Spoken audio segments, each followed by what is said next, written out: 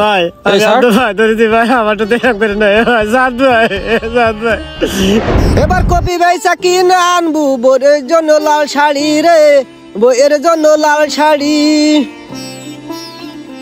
বন্ধু দেখেছিস তোগের ভুইটা এবার কি সুন্দর পাতাকপি হয়েছে। ওরে আল্লাহ, এবার তো তুই লালে লাল। আরে বন্ধু, এই বই তো আর আমরা করিনি, এই বই তো লিস্ট দেওয়া রয়েছে। তুই তো জানিস আমাদের ফ্যামিলির সবাই বাইরে থাকে, বই টুই করতে পারে না কেউ।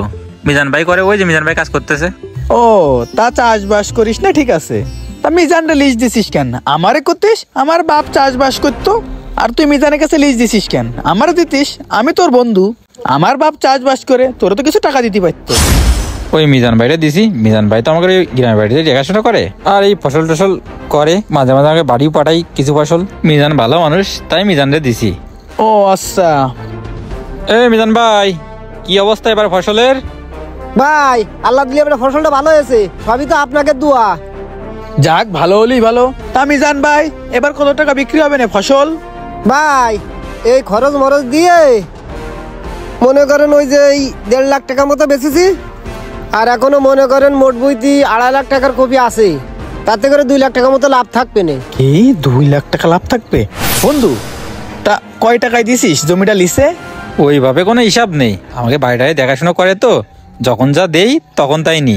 ও আর এই সিজনে তো 2 লাখ টাকা লাভ হবে না, তোরে তো 50,000 টাকা দেবে নে। আরে না, ওই দেবে না 10-15 হাজার টাকা, ওই সব নিয়ে আমরা ভাবিনি, যখন যা দিই তাই নি। ও আচ্ছা, তা চল বন্ধু যাই। মিজান ভাই থাকেন তালি। আচ্ছা ভাই ঠিক আছে। বৌদ্ধ নিয়ে ওটা বেনারসি শাড়ি কিনতে হবে না, বইয়ের জন্য কিনা আনবো বেনারসি শাড়ি, আমি কপি বেচানি বইয়ের জন্য কিনা আনবো বেনারসি শাড়ি। দিয়ে তাহলে চাবিটা দে, বাড়ির দিকে যাই। দাঁড়া দিচ্ছি একটু বয়। আবার কি কবি? শোন বন্ধু, তোর বাপ মা না এখন আমেরিকা আছে, টাকা পয়সা পাঠাচ্ছে, তোর ভালোভাবে চলে যাচ্ছে। যখন বাপ মা থাকবে না তখন তো তোর টাকার দরকার হবে। আর তোগের ওই জমিটা ও তো সোনার মতো, যা ফলাবি তাই ফলবে। দেখেছিস এই সিজনে মিজান প্রায় 2 থেকে 2.5 লাখ টাকা লাভ করেছে। আমি কি বলি শোন, ওই জমিটা আমার কাছে লিস্ট দিয়ে দে, যা লাভ হবে না দুইজন আধা আধি ভাগ করে নিবানে। আচ্ছা সবকিছু ঠিক আছে, তারপরেও উনি আমাদের জমি জায়গা সব দেখাশোনা করে, আর আব্বু আম্মুই সব ওনারে দিয়ে গেছে, এখানে তো আর কিছু করার নেই। আরে পাগল, কিছু করার নেই এই কথা বললি হবে? তোর একটা ভবিষ্যৎ আছে না? তোর ছেলে মেয়ের কথা চিন্তা ভাবনা করতে হবে না? টাকার দরকার তো সবারই আছে। তাও একটা ঠিক কথা কইছিস, ছেলে মেয়ের বিষয়টা তো ভাবতে হবে। আচ্ছা ঠিক আছে, ভাইবে চিন্তে তোরে আমি জানাবানি। এখন চল তালি, চাবিটা দে, বাড়ির দিকে যাই। এই নে, আর আমার কথাটা একটু ভেবে চিন্তে দেখিস। যা একটু বাজারের দিক থেকে ঘুরে আসি। সাদ ভাই খবর পাঠাচ্ছেন বলে, খালা আমাদের কিছু হয়েছে নাকি, না বাড়ি কিছু লাগবে? না আমাদের কিছু হয়নি, ওরা সব ঠিকঠাক আছে। তোর সাথে করছিলাম কি, তুই যে জমিটা করিস নে ওই মাঠের, ওই জমিটা এবার তোর করার দরকার নেই। কেন ভাই আমার দেবেন না কেন, কি সমস্যা ভাই? না ওই জমিতে কিছু হয়নি, ওই জমিটা এখন আমরা করব, তুই 2-3 সিজন পরে করিস। খালাম আর খালু বিদে যার আগে আমারে কয়ে গেল মিজান এই জমিটা থাকলো, এই জমিটা করবি, আর আমাদের বাড়ি ঘর শোনা দেখাশুনো করবি। আর আমি তো ভাই সবকিছু ঠিকঠাক দেখাশুনো করতেছি, তা আপনি আমার সাথে এরকম কথা করছেন কেন ভাই? কি রে মিজান, তোর সাথে কি আমার এখন কৈফিয়ত দেওয়া লাগবে? ওই জমি এখন থেকে আমার বন্ধু রায়হান আছে না, ওই করবে। আর তুই আমার ওই জমিতে কয় টাকা দিস? কোনোবার 10,000 টাকা, কোনোবার 15,000 টাকা, আর ও ওই জমি থেকে 50-50 দেবে। 1 লাখ টাকা লাভ হলে 50,000 টাকা আমারে দেবে।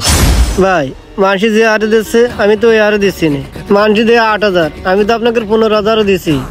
আর আপনাকে যে বাড়ির কাজ মাছ সমস্ত কিছু তো আমিই করি, আর ওই মাঠের কাজগুলো সবগুলো তো আমিই করি, আপনাকে তো কোনো কাজ করতে দিই না ভাই। খালা মা তো আমার দিয়ে গেছে, তা আপনি আমার সাথে করতেছেন কেন ভাই? এই আমাকে জমি আমরা কি করব, এই করবে তো আর তোরে দেবো না।